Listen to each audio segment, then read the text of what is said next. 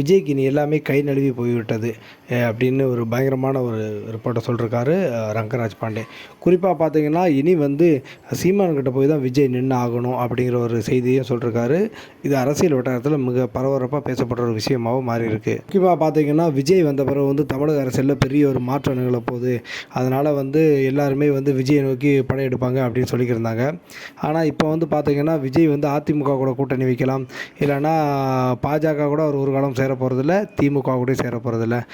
ஒன்று நாதாக்கா சீமான், இல்லைன்னா வந்து எடப்பாடி கூட சேருவார்னு சொல்லப்பட்டிருந்தது. ஆனால் இப்போ அந்த கதவுகள் அடைக்கப்பட்டிருக்குன்னு தான் சொல்லணும். குறிப்பாக வந்து அண்ணன் திருமாவளவன் வருவாருன்னு விஜய் எதிர்பார்த்ததும் அவர் வராமல் போயிட்டார். நான் திமுகவோட தான் இருப்பேன்னு சொல்லிட்டார். ஆனால் அதனால் அந்த கதவுகளும் மூடப்பட்டுருச்சு.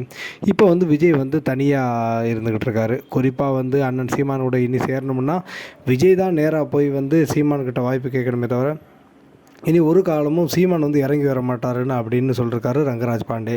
குறிப்பாக இதை பற்றி நீங்கள் என்ன நினைக்கிறீங்க? ஒருவேளை விஜய் வந்து தனியாக நிற்கலாமா, இல்லைனா நாம் தமிழர் கட்சியும் அண்ணன் சீமானும் சேர்ந்து பயணித்தா எப்படி இருக்கும்? தமிழ் தேசிய அரசியலை முழு வீச்சாக ரெண்டு பேருமே கையில் எடுத்துருக்குறாங்க. அதனால் திராவிட அரசியலுக்கு எதிரான ஒரு சித்தாந்தத்தை ஏற்படுத்தி நாம் தமிழர் கட்சியும் தமிழக வெற்றிக்கழகமும் சேர்ந்து ஆட்சி அமைக்க வாய்ப்பு இருக்குதுன்னு நீங்கள் நினைக்கிறீங்களான்னு மறக்காமல் கமெண்ட் பாக்ஸ் சொல்லுங்கள்.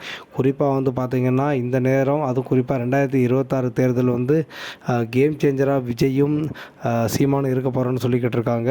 இது வந்து யாருக்கு சாதகமாக அமைய போகுதுன்னு தெரியல. ஒருவேளை ஓட்டுகளை பிரிப்பாங்களே தவிர மற்றபடி வந்து எதுவுமே பண்ண முடியாது. ரெண்டு பேரும் சேர்ந்து நின்னா தான் இந்த வட்டம் கண்டிப்பாக வந்து வெற்றி பெற முடியும் அப்படின்னு ரங்கராஜ் பாண்டே சொல்லியிருக்காரு. இதை பற்றி நீங்கள் என்ன நினைக்கிறீங்கன்னு மறக்காமல் கமெண்ட் பாக்ஸ் சொல்லுங்கள்.